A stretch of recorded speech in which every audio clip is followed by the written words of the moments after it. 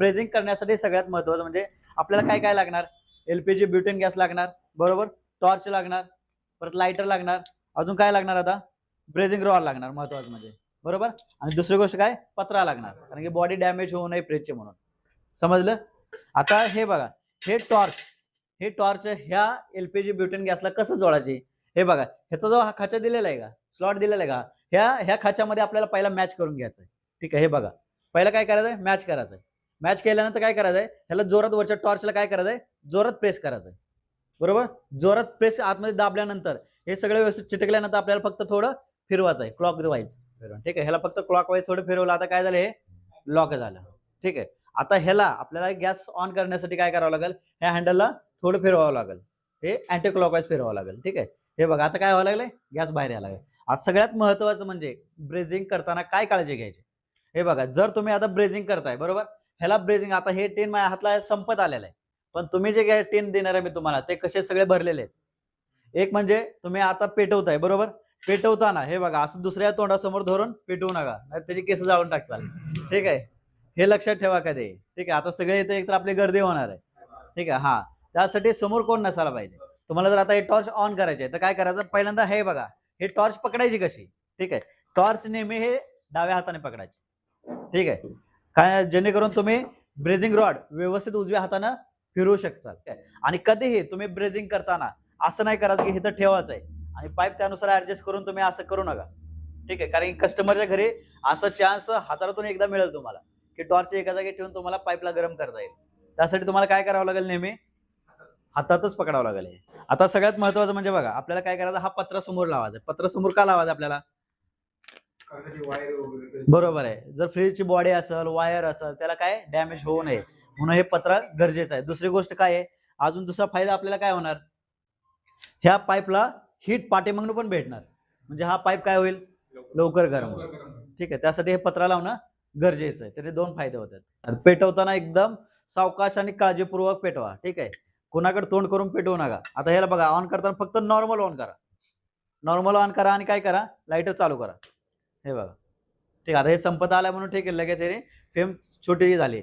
जर भरलेला असेल तर काय होणार, फास्ट होणार. हा, आणि सगळ्यात महत्वाचं म्हणजे जर टीन भरलेला असेल तर टीन असे वाकोडा करू नका, असं हे असं वाकडं करू नका, असं वाकडं करू नका, हे भडके उडतील लगेच. ठीक आहे. आणि दुसरी गोष्ट, ज्यावेळेस तुम्ही हे जॉईंट मारून झाल्यानंतर हे चालू टीन असं ठेवू नका खाली. तुमचं हे तो जॉईंट झाला ना, पहिलं काही करायच्या अगोदर तुम्ही फक्त साईडला घ्या, फ्लेम ह्याच्यावरची आहे ना साईडला घ्या आणि पहिला बंद करायचं. बंद केल्यानंतरच हे साईडला ठेवा. ठीक आहे. समजलं काय काय काळजी घ्यायची आपण ब्रेझिंग करताना. आता बघा, सगळ्यात पहिल्यांदा आपल्याला काय करायचंय, टॉर्च पेटवून घ्यायची. ठीक आहे. आता टॉर्च कशी असायला पाहिजे, हे बघा, हे बघा, हे कसे एक लेवल आहे, दिसतंय, बरोबर. जर समजा हे आता काय झालं, फाटली आता, बरोबर, जर असे फाटत असेल तर काय होईल, हा, बरोबर, नाही फाटले तर ते काय होणार माहितीये काय, एकसारखं त्याच्यावर फ्लोर राहणार आणि पाईप लवकर गरम नाही होणार. त्यासाठी ह्याचे आता तुम्ही हे आवाज ऐका, ह्याचा आवाजावरनं तुम्हाला ही सवय व्हायला पाहिजे, फ्लेम वाढले कमी झाले हे लगेच कळायला पाहिजे. फ्लेमचे हे जे फ्लेम आहे ते बरोबर आहे का चुकीचे, आवाजावरनं समजायला पाहिजे. ठीक आहे. समजलं. आता सगळ्यात महत्वाचं म्हणजे पाईप जर असं पकडा, सगळ्यात असं असं, आता दिसतंय पाईप सगळ्यांना. आता हे जे फ्लेम आहे ना, हे फ्लेम कुठं धरायचे आपल्याला, हे बघा, हे दोन्हीचं जॉईंट जिथं झालंय ना त्याच्या वरच्या पाईपला धरायचे, जेणेकरून काय होईल, वरचा पाईप जर लवकर गरम झाला तर आतला पाईप लवकर गरम होतो. बरं का, तुम्ही आतल्या पाईपला जर गरम करत बसला तर वरचा पाईप लवकर गरम नाही होणार. ठीक आहे. समजलं. आणि सगळ्यात महत्वाचं म्हणजे ह्याला ब्रेझिंग करायच्या अगोदर आपल्याला ह्या रॉलला कमीत कमी 1.5 ते 2 इंच आपल्याला काय करायचं, ह्याला वाकडा करून घ्यायचा आहे. हे बघा, ह्याला काय करायचंय, 1.5 ते 2 इंच काय करायचं, ह्याला वाकडा करून घ्यायचा. वाकडा का करायचा, आता मला मी समोरचं तर मला दिसतंय, पाठीमागचं दिसतंय का, नाही दिसणार, बरोबर. त्यासाठी हे रॉड वाकडा केल्यामुळे काय व्हायला लागले, मला हे पाठीमागनं फिरवायला सोपं चाललंय, बरोबर. त्यासाठी रॉड आपल्याला काय करायचं आहे, वाकडा करून घ्यायचा. जोपर्यंत या कॉपरचा पाईप चांगला गरम होत नाही तोपर्यंत याला ब्रेझिंग रॉड अजिबात लावायचा नाही. ठीक आहे. आता ह्या रॉडला कधी गरम करायची गरज आहे का, नाही, ह्याला नाही गरम करायचं. बरं का, आपल्याला कशाला गरम करायचंय, पाईपला गरम करायचं. हे बघा, आता पाईप गरम झाल्यासारखं वाटतो का तुम्हाला, वाटतो ना. आता बघा, हे कसं पाण्यासारखं वितळायला लागेल, याला ठेवलं तर हे बघा, आणि रॉड कसं फिरवतो ते बघा मी. हे बघा, पाठीमागनं गोल फिरवलं का असं. ठीक आहे, आता ह्या साईडने पण असं गोल फिरवायचं आपल्याला. झालं पाठीमागनं व्यवस्थित.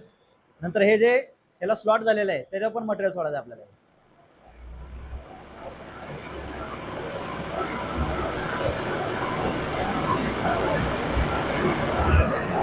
आता हे झालं बरोबर. झाल्या फक्त हे फ्लेम काय करायचं, फक्त थोडी खाली घ्यायची. ठीक आहे, थोडी खाली घेतलं म्हणजे काय, ह्याच्यावर फ्लेम नाही राहणार आणि नाहीतर वितळून खाली पडेल मटेरियल. त्यासाठी खाली घेतल्यानंतर मग ह्याला बंद करायचं. बंद केल्यानंतर हे रॉड गरम असणार आहे. हे रॉड, हा पाईप, हा टॉर्च गरम असणार आहे. हे फक्त कोणाचा हात लागणार नाही अशा ठिकाणी ठेवून टाका. समजलं ब्रेझिंग कशी करायची? करू शकता सगळेजण? ठीक आहे, तर दोघाही टीम करा.